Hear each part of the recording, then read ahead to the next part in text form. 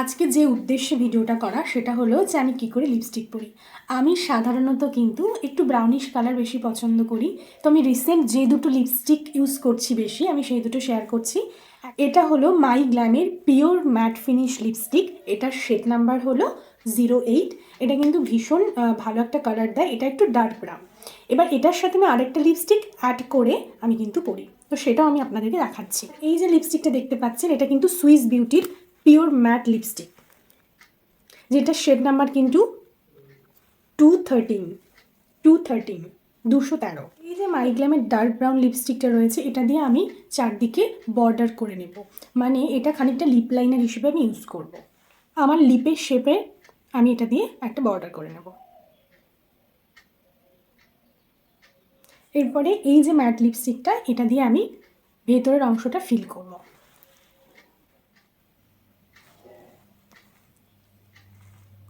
দিনের বেলা পরার জন্য কিন্তু একদমই পারফেক্ট কিন্তু এই শেডটা। এবং আমার এই যে লাইট কালারের